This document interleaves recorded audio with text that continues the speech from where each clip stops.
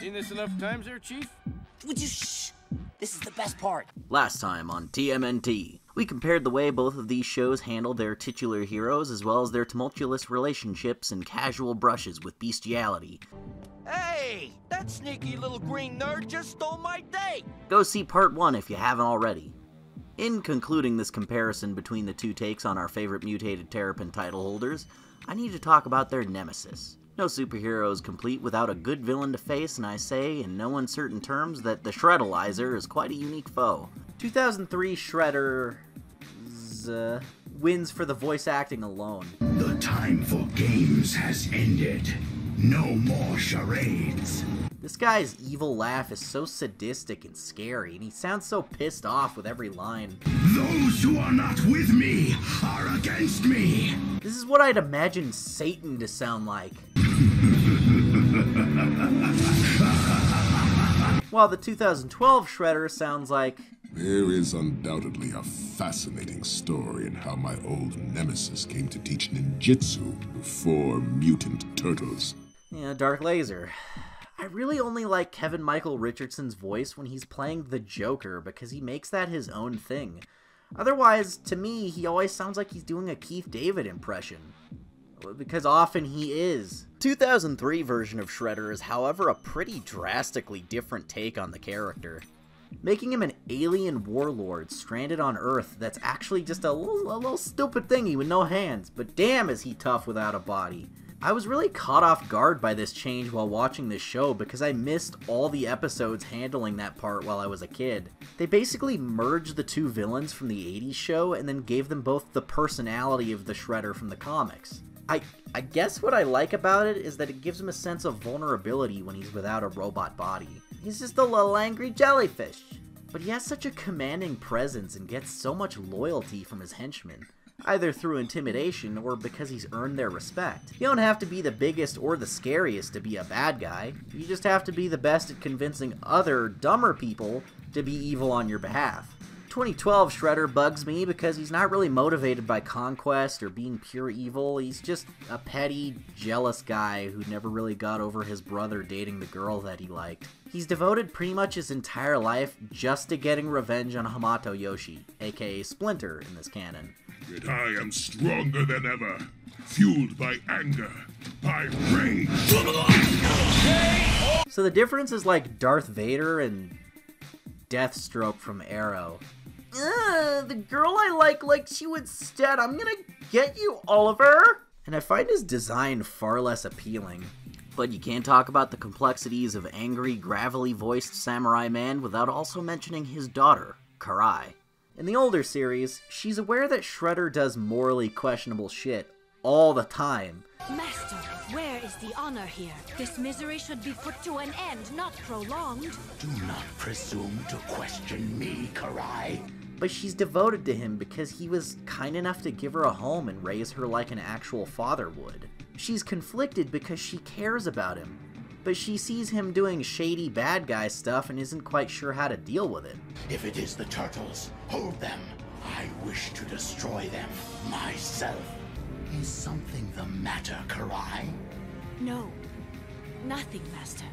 A lot of the time, this leads to her playing both sides so everyone wins, where she spares the turtles or helps them out, but also backs Shredder's plan enough that he mostly gets what he wants. This is a really complicated and interesting dynamic, and it makes it all the more satisfying when she finally sees that he's too motivated by bloodlust to let him live. Your unreasoning hatred of the turtles has blinded you to the truth, Father.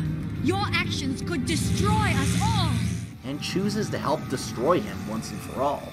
CGI Karai is oblivious to the fact that Shredder's a scumbag, even though he's like, well, look at him, and has been brainwashed all her life.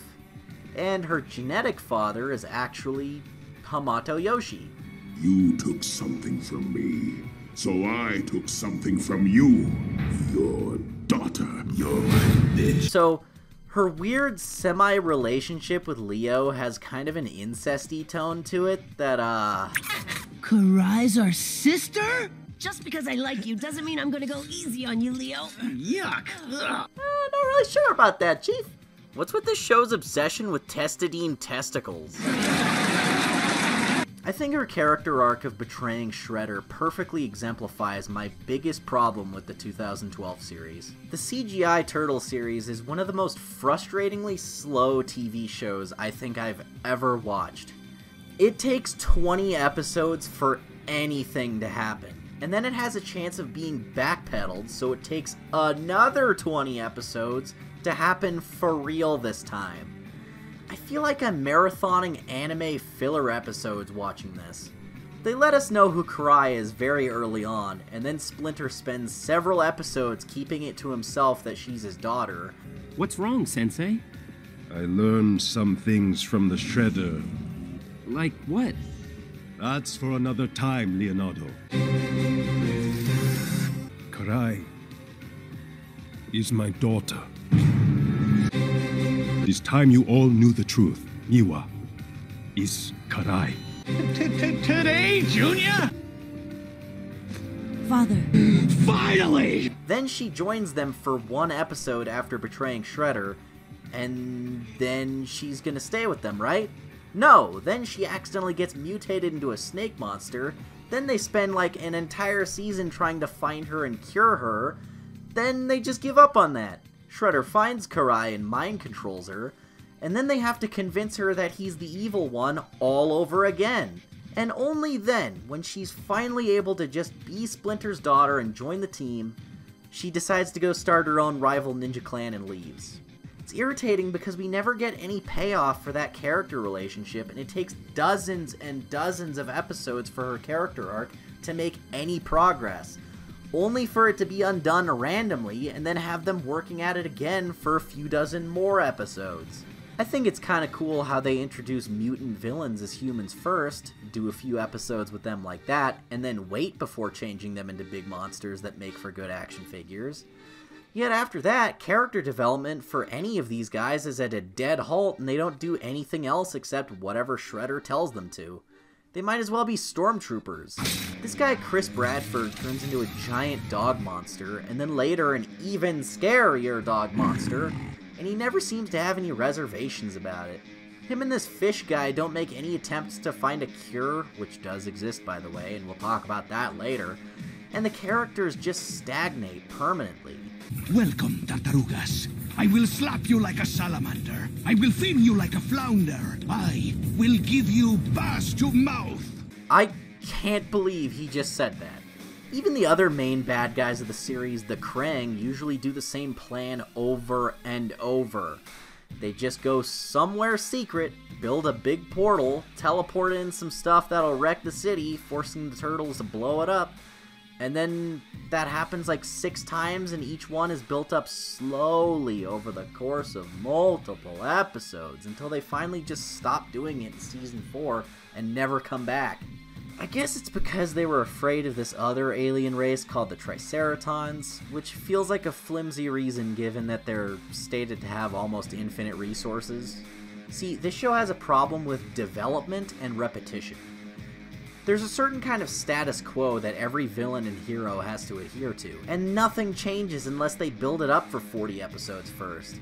And even then, they have a tendency to go back on it for a bit before fully committing. April's dad is kidnapped for a whole season, then they get him back, but instead of making him a recurring character, he gets mutated and goes missing for another season before they finally save him. Then he just barely shows up ever again.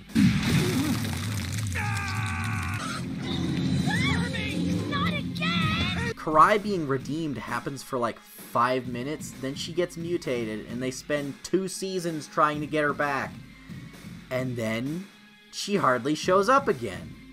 Shredder spends 4 seasons attempting to kill Splinter, then he does.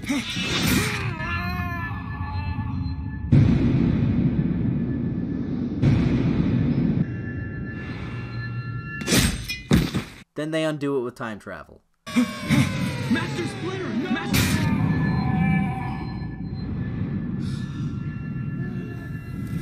What's this? Then he kills him for real this time in the same way at the end of the same season. And it's just, the feels just don't work now. Doing everything important twice just knocks the wind out of it. So while this show has very satisfying single episode stories that are fun to watch one at a time, binge watching it is probably the worst way to experience it because you'll start to see how little things ever move forward. They even abandon multiple storylines, like this goofy friend the turtles have accidentally mutating into a slime monster. They vow to find a cure for him and keep him in Donnie's lab. He breaks out once, and then they never talk about it again. They even stop putting his character model in that set. They also establish that Donnie can make a cure for mutants, but it takes a long time. Okay, fair enough, but for some reason he never uses it on Splinter or their friend when he has it. It keeps getting smashed or lost or given to the wrong person, and the show even forgets to include it after a while. Development is astonishingly slow, and there's a lot that just doesn't pay off. Although in that same way, the 2003 show is stellar. If you don't mind a quick break from the topic, I just want to say thank you to all the people who started supporting me on Patreon in the last week or two. As I stated before, I'm having some issues financially right now, and YouTube and my other side job aren't really going to cut it at this rate. If just 3% of my YouTube subs donated $1 on Patreon every month, I'd be completely sustained and be able to put more time to videos and pay other editors to get more stuff out there too. Please consider helping me out, and I think we really can meet that goal of 3% soon. Thanks, everyone! In the 2000s Turtles, everything is about development and build-up and payoff. When they first fight anything, be it basic ninjas, or the Shredder, or even one-off villains, it's always built up to be one of the hardest fights they've ever been in. They barely make it. They kind of suck. But they keep fighting, keep getting better, keep learning new ways to win. As they battle things each time, they eventually learn to beat them with ease. It's like how a boss fight early in the game becomes a normal enemy later because you've gotten so much better. They're always leveling up, and as a result, they actually win. It's so cathartic to see them succeed. Once they beat an enemy force, it pretty much stays beaten. They don't just retreat and go, "I'll get you next time, Gadget." They beat the original Shredder in Season 3, and he stays gone until a single appearance in an animated movie set after Season 7. And they kill him in that movie! The 2012 Turtles always seem to struggle fighting him as much as they did the first time, and you don't get a sense that they made any progress. Hell, every enemy seems as difficult to fight as the first time, even the praying mantis plant guy. The 03 Turtles devote plenty of time to other long-term villains and develop them over multiple episodes too. The show basically makes these two guys totally new characters without invalidating their victory against the first one. They're kind of like hobgoblins to his Green Goblin. And then they beat these ones too. When the computer-generated Turtles finally beat Shredder, it feels empty and frustrating because it took so long. Like waiting 2 hours to get your food at a restaurant, then it's cold by the time they bring it to you. Like, okay, I was planning on leaving in 10 minutes, okay. The 03 show does a wonderful job with building up long storylines over time. They parse out information for big reveals piece by piece instead of just telling you right away. And that builds a sense of intrigue. But the show also makes sure to not go so slowly with it that you get annoyed and just feel desperate for answers. Even the bad guys all have some forward momentum. Baxter Stockman slowly goes insane over the course of the series as Shredder abuses him and punishes him more and more until he's nothing but a brainstem kept alive by the science that got him into this mess. While as 2012, Stockman turns into a fly, but then they cure him, and then he never comes back. And that takes 4 seasons. Bishop, the government agent that distrusts mutants and aliens alike, eventually becomes a hero and has a change of heart, going out of his way to make the world accommodating to non-humans after one saves his life, leading to a future utopia where people from all over the galaxy coexist in perfect harmony. The 2012 Bishop is just like a generic enemy type for like one of these guys, but he's not evil. And he doesn't really do a lot. Even the stupid nanomachine robot monster that attacks the Turtles a few times has a happy ending where they help him develop his programming, so he becomes a superhero like the Vision. The show starts small in scope and takes its time to build upon itself so that dumb, crazy, giant ideas they fight later on don't feel random or like a shark jump. The 2012 series felt the same way when it started, where the world was its oyster and it had so much potential for growth.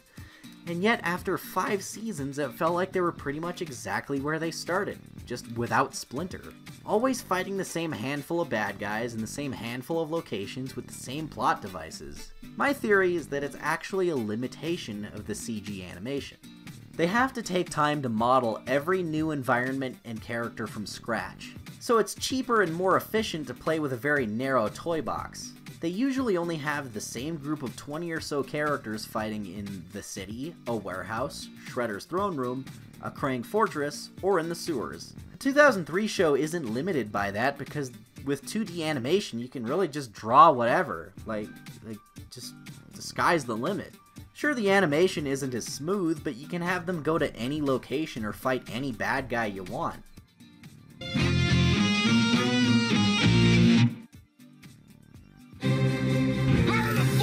That's right, I'm actually saying 3D is harder than 2D animation. At least in this case. I think my favorite episodes of the 2012 show are when they go to space and explore different planets for a while, or when they time travel or go to alternate universes. Just anything that's a change of pace. One thing's for sure though, no TMNT show is complete without a crossover with the 80s boys. Well, check out the initialized belt buckles on these yahoos. Hey! How lame can a turtle get? Am I right? What's up with the initials on your belts? Lame. I only wish that during the latter crossover that they could have mentioned the other one. Even just a hint at it would have been nice. But apparently there's character rights and licensing shenanigans and they can't legally acknowledge this show ever existed. At least they can get the original voice actors back for real this time. I do love both of these shows. Both have their own strengths and do interesting and different things with the material given. Both are valid, and really, I think the better one comes down to your own personal preferences of what the Turtles are. Do you like a more serious, serialized story, or a lighthearted one with a lot of one-offs? Do you like the book that's a parody of grimdark 80s comics? Or do you like the goofy and self-aware, colorful romp of the cartoon? My own personal preferences lead me to saying that I think I prefer the 2003 series more, but the later show was also a blast to watch and I have no ill feelings towards its flaws. One interpretation is about the adventure and the journey, while the other strength is in its characters and their bond. I think it's important to remember that there's no 100% perfect telling of any given story, and that doing a new take with a different direction doesn't invalidate the original one's existence. There's no correct version of the Turtles, like there's no correct version of Spider-Man. Whichever one you like ultimately comes down to what you are looking for as an individual. What they do differently is what gives them their strengths. I think it's cool how Ninja Turtle fans that I've observed don't really play favorites or pick a side. They just love the characters in any form they take. I'm also happy to see that the rise of the TMNT is so unique in its own right, and it's encouraging to see a 2D animated series in this day and age getting such a comically high animation budget. And they say computer animation is lazy. Look at this! You can't just open up Flash and just do that! You madmen! So let's say that's the 4th in a row for the win streak of these shows. Maybe we can all learn a little from the Turtles, and that our differences make us unique, and fighting over which thing is superior all the time doesn't really matter. No matter how you get the job done, we all love being a turtle.